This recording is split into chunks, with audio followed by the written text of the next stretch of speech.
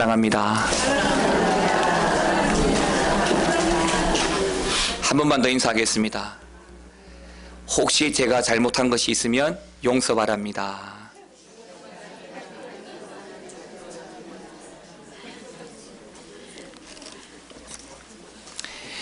미국의 신학자이면서 사회학자인 토니 캄플로 박사가 65세 이상 되어진 사람 50분을 대상으로 다음과 같은 내용으로 설문을 조사했습니다.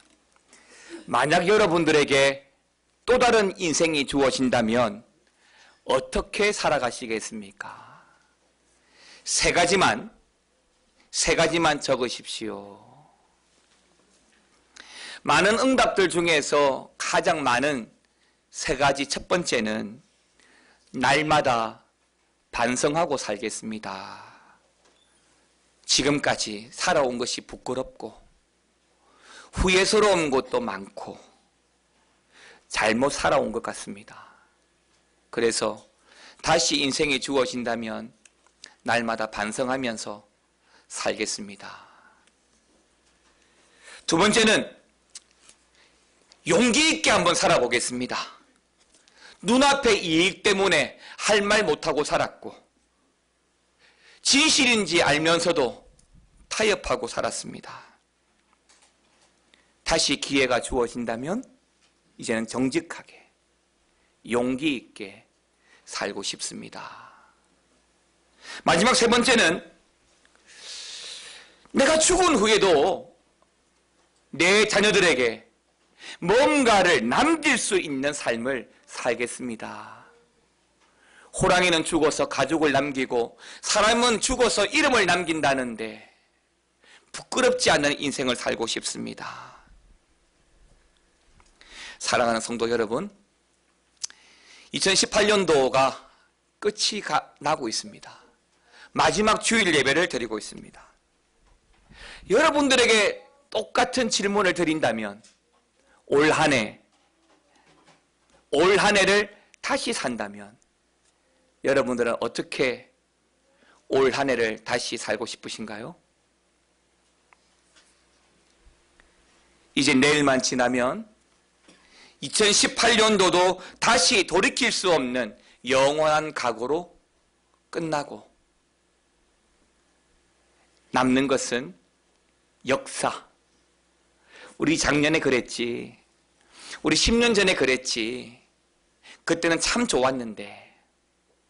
그때는 참 어려웠는데. 그런 역사, 기억만 남을 겁니다. 어느 시인이 세상에서 돌아오지 않는 세 가지를 이렇게 말했습니다. 첫 번째는 관역을 향해서 쏜 화살이고, 두 번째는 한 번 내뱉은 말이고, 세 번째는 황금 같은 기회라고 이야기했습니다. 말도 화살도 또 그 시간도 다시 주어지지 않는다는 것입니다. 올해 우리에게 주었던 수많은 시간들, 그 시간들은 우리에게 분명 하나님께서 주신 기회였을 것입니다.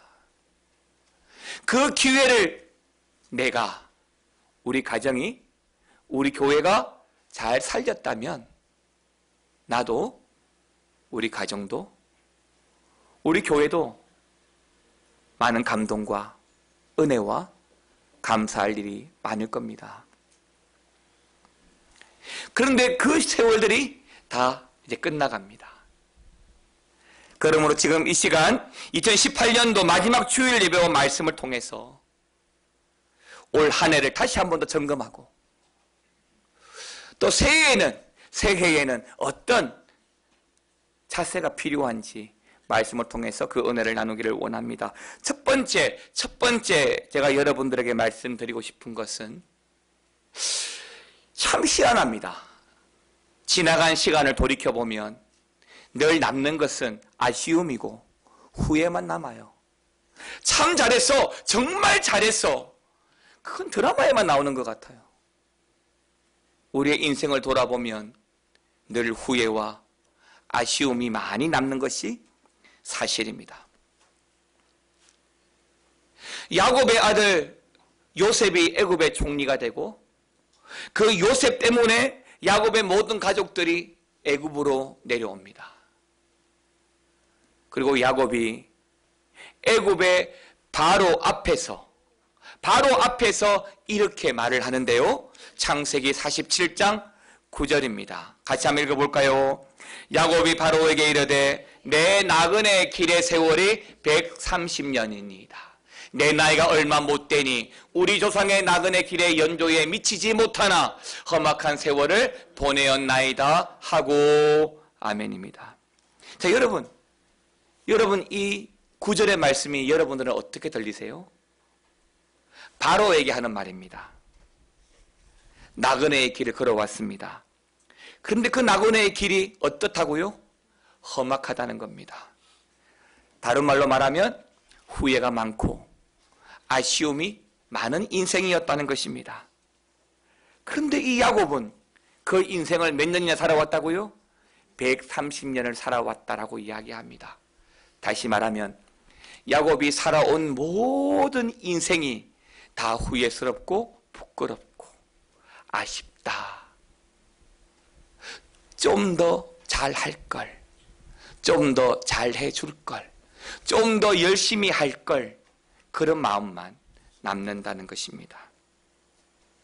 그러니까 드디어 2018년도가 끝났구나가 아니라 2018년도를 돌이켜보니까 이 한 해를 내가 좀 더 열심히, 좀 더 멋지게 하나님 앞에서, 교회 앞에서 당당하게 살지 못한 것에 대한 후회와 아쉬움이 많이 남더라는 것입니다. 그래서 세상적으로 이 연말이 되면 굉장히 들뜨고 가족들과 친구들과 함께 송년 파티를 하고 또 디너쇼에 가서 마지막 밤을 그렇게 보내고 있지만 우리 예수 믿는 사람들은 이 연말이 되면 다분히 무거운 마음이 주어지는 것을 사실은 말하지 않을 수가 없습니다. 송구영신 예배를 통해서 묵은 해를 보내고 새로운 해를 맞이함에 있어서 새로운 것에 대한 기대도 굉장하겠지만 올 한 해 내가 어떻게 살아왔지? 그 살아온 인생에 대한 그 아쉬움 때문에 무거운 마음을 가질 수밖에 없는 것이 사실입니다. 왜요? 올 한 해 시작하면서 내 개인이, 우리 가정이, 우리 교회도 마찬가지고요. 계획했던 일도 많고 작정했던 일도 많았거든요. 그런데 그 일이 잘 이루어지고 결과가 좋고 하나님께 영광이 될 때는 굉장히 감사한데 그러지 못할 때, 뜻대로 되지 못했을 때, 계획대로 되지 못했을 때에는 후회와 부끄러움이 많기 때문입니다. 얼마나 말씀대로 살아왔지? 얼마나 말씀 앞에 순종하고 살아왔지? 얼마나 사람들 앞에 내가 본이 되는 인생을 살아왔지? 깊이 나를 점검하고 반성하지 않을 수가 없습니다. 여러분, 제가 이 말씀을 준비하면서 제가 교육자로 살아온 인생이 이미 20년이 넘었으니까요. 얼추 30년이 되어져 가니까 설교를 하면 얼마나 많이 했겠어요? 그런데 제가 10년 전에 송구영신 때 연말에 어떤 설교를 했지 하고 한번 뒤져보니까 사실 놀라운 것이 하나 있더라고요. 그게 뭐냐면 10년 전이나 20년 전이나 지금이나 세상은 달라지는 게 없어요. 정권이 바뀌고 새 정부가 들어서도 여전히 경제는 불안하고 여전히 정치는 불안하고 여전히 사회와 계층과 또한 사람들 사이에 갈등은 있고 데모가 있고 삶이 힘들어 포기하는 인생도 있고 너무 데자뷰처럼 너무 똑같은 일들이 매년 우리에게 주어지고 있다는 것을 10년, 20년 전의 말씀을 보면서 제가 알게 되더라고요. 오늘도 마찬가지지 않습니까? 계층 간에 또한 성별 간에 그런 갈등과 위기가 여전히 있습니다. 정치는 정치대로, 경제는 경제대로, 사람들은 어디에서 희망을 찾고 안정을 얻고 위로를 받을 수 있겠습니까?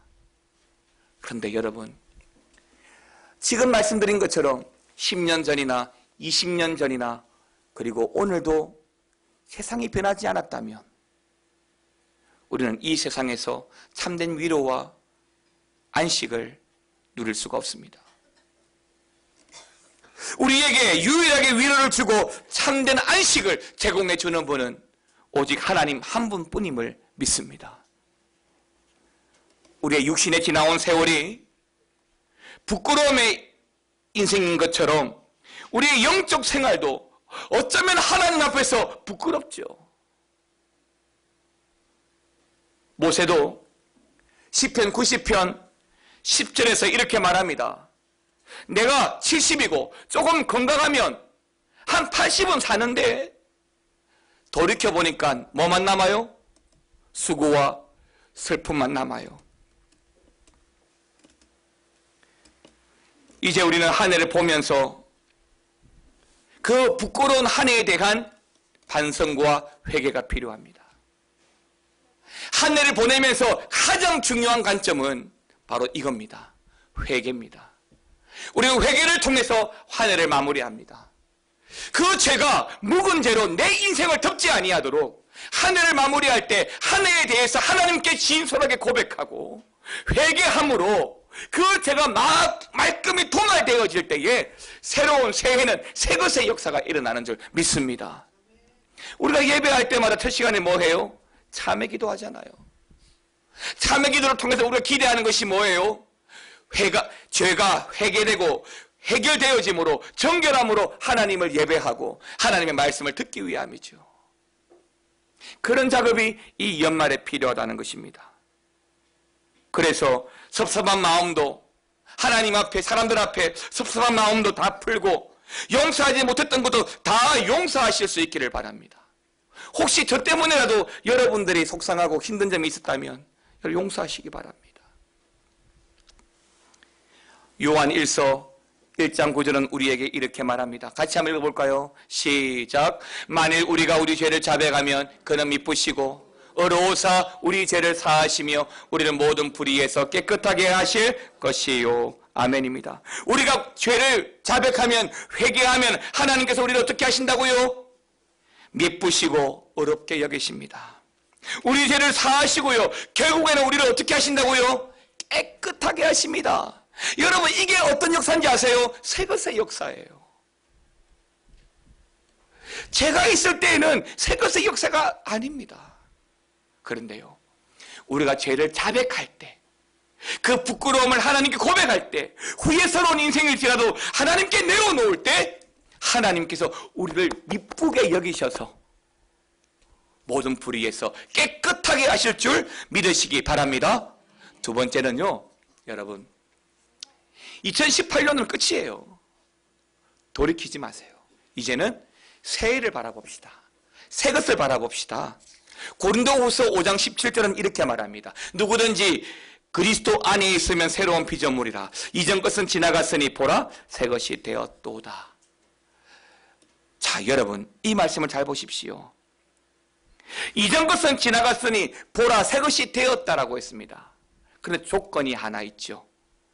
어디에 있으면? 그리스도 안에 있으면입니다.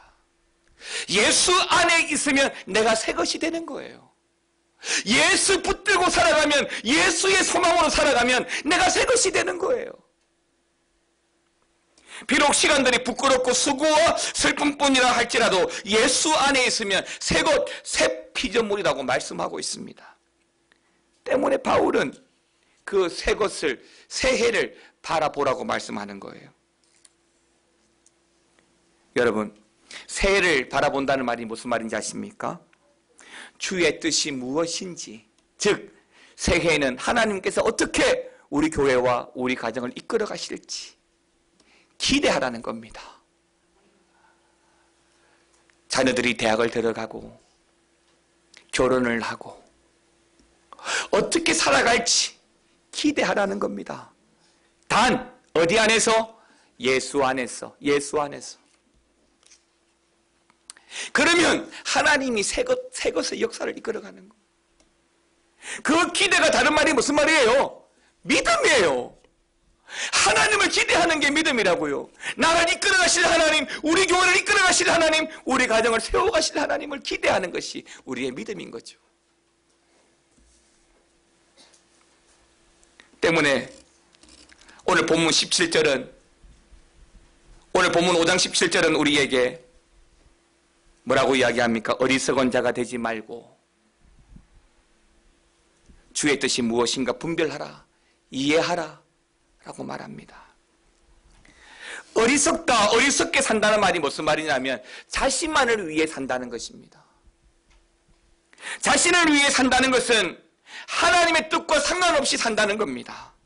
주의 뜻이 무엇인지 이해하지 못하고 사는 것이죠. 이게 제일 어리석은 거예요. 하나님이 없다는 사람이 제일 어리석고요, 하나님의 뜻과 상관없이 살아가는 사람이 제일 어리석고요, 내가 제일이라고 하는 사람이 제일 어리석은 겁니다. 그런 삶은 아무리 열심히 살아도 결국에는 서두의 설문조사 결과처럼 후회하는 인생밖에 되지 않습니다. 여러분이 잘 아시는 대로 누가복음 12장에는 어리석은 부자 이야기가 나옵니다. 이 부자가 굉장히 부자예요. 농사가 잘 됐어요. 그래서 창고가 부족해서 창고를 짓습니다. 계획대로 잘 됐습니다. 그 창고를 새롭게 짓고 가득 그 창고를 채웠습니다. 그러나 그날 밤에 하나님께서 그 사람을 부르셨습니다. 결국 부자가 되었지만 그 부자의 이름은 나오지 않고 성경에 나오는 그의 이름은 어리석은 부자라고 나옵니다. 사랑하는 성도 여러분, 세상에서 여러분들이 소원하는 바가 무엇입니까? 이루고 싶은 게 뭔가요? 세상에서 이루고 싶은 소원을 다 이루고 굉장히 부자가 되고 자녀가 좋은 대학을 가고 여러분 사업이 성공을 하고, 그런데 주의 뜻을 모른다면, 주님을 모른다면 그건 어리석은 것입니다. 불쌍한 것이죠. 예수 안에서 주의 뜻 가운데 내 인생이 세워지고 예수 안에서 우리 가정이 세워져야 잘돼도 하나님께 영광, 잘돼도 하나님의 은혜가 되는 것입니다. 그러면 어리석은 자가 되지 않으려면 어떻게 해야 될까요? 여기 에베소서 5장 17절은 어떻게 이야기하죠? 주의 뜻이 무엇인가 이해하라. 옛날 성경에는 어떻게 나와 있어요? 분별하라. 주의 뜻이 무엇인가 분별하라 라고 말씀합니다. 주의 뜻이 뭐죠? 여러분들 향한 주의 뜻이 뭘까요? 새해에 여러분들 향한 주의 뜻이 뭐죠? 여러분, 주의 뜻은 변하지 않았어요. 주의 뜻 가장 큰 첫 번째는 여러분들이 예수 잘 믿고 사는 거예요. 여러분, 내년에도 올해처럼 예수 잘 믿고 살아가시기를 축원합니다. 두 번째는요, 그 예수 전하고 전도하고 자랑하고 사는 것이 주의 뜻입니다. 예수님 이 땅에 왜 오셨죠? 왜 십자가 지셨죠? 예수 믿으라고. 또 예수 믿으라고 끝인가요? 아니에요. 나로 하여금 세상을 정복하라고. 뭘로요? 십자가 복음으로. 모든 족속으로 뭐 삼아? 제자 삼아. 그 세상을 정복하라고 말씀합니다. 그것이 주의 뜻이에요. 여러분들이 예수만이 유일한 구원의 소망이라고 믿는다면 정말 내년에는 예수 잘 믿고 예수 믿으라고 전도하고 살아가시기를 축원합니다. 맞습니다. 올 한 해 정말 하나님의 은혜입니다. 우리 교회적으로만 봐도 하나님의 은혜죠. 올해 우리 교회 특징 중에 하나가 우리 교회 출신, 우리 교회를 한때 다니셨던 분들이 많이 우리 교회를 오고 가셨습니다. 오늘도 30년 전에 우리 교회를 다녔던 분의 따님이 우리 교회를 나오셨어요. 많이 변했다는 거죠. 로덴나무 홀 보고 너무 놀랐다는 거죠. 하나님의 은혜죠. 변하지 않으면 후퇴입니다. 성장하지 않으면 퇴보입니다. 자라지 않으면 그게 장애라고 하는 겁니다. 교회도 마찬가지거든요. 성장하지 않으면, 성숙하지 않으면, 변화되지 않으면 교회도 영적 장애를 앓는 것이고 퇴보하는 것입니다. 계속해서 우리 가정이, 그리고 내가, 그리고 우리 미아중앙교회가 더 새롭게 변화되어지고 성숙과 성장의 열매를 맺어가기 위해서라도 우리는 하나님의 은혜, 하나님의 도우심을 바라보고 붙들고 새해를 살아가시기를 축원합니다. 마지막 세 번째는, 여러분, 내년에는 올해보다 더 성령 충만한 역사가 있기를 축원합니다. 사랑하는 성도 여러분, 18절 같이 한번 읽어보겠습니다. 시작. 술 취하지 말라. 이는 방탕한 것이니 오직 성령으로 충만함을 받으라. 여러분, 예수 안 믿는 사람들이, 또 술 때문에 고민하시는 분들이 이 말씀을 이렇게 이야기합니다. 봐라, 성경에 술 마시지 말라는 말이 어디 있느냐. 술 취하지 말라고 했지. 근데 꼭 문자 그대로 보는 분들이 있어요. 문자 그대로 보는 분들이 오해를 합니다. 오해를 해요. 여러분, 한번 잘 보시기 바랍니다. 젊은 남녀가 연애를 합니다. 내 여자친구가 남자친구에게 내 저 아이스크림 먹고 싶은데 안 사줘도 돼. 사줘야 됩니까? 안 사줘야 됩니까? 근데 문자 그대로 안 사줘도 돼. 남자들은 이렇게 해석하거든요. 그러면 그 커플은 좀 표현이 그렇습니다만은 쫑나는 거예요. 먹고 싶지만 안 사줘도 돼. 사줘야 되죠. 그게 문자를 넘은 의미입니다. 의미. 술 취하지 말라. 왜 말씀하죠? 그게 어떤 거라고요? 방탕한 거예요. 그리고 술 취하지 말라는 또 적극적인 이유는 뭐죠? 성령 충만함을 받아야 되거든요. 다시 말하면 여기 이 술은 문자적인 술이 아닐 수도 있어요. 성령의 역사를 방해하는 것, 세상적인 것들, 그게 술로 대변되어져 있는 겁니다. 그리고요, 오직 성령으로 충만함 받으라고 이야기합니다. 여러분, 성령을 받으면요, 성령을 충만히 받으면 가장 일어나는 게 뭔지 아세요? 제일 큰 게 변화입니다. 변화.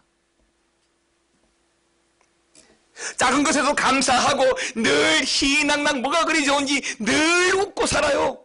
성령 받은 사람의 특징이 늘 웃습니다. 여러분, 한번 옆 사람 보세요. 찡그리고 사는지 웃고 사는지 한번 보시기 바랍니다. 그게 성령 받음의 증거예요. 마가다락방에 120명이 모였습니다. 그 사람들이 성령을 모를 때는요, 예수님의 십자가 앞에 다 도망가 버렸어요.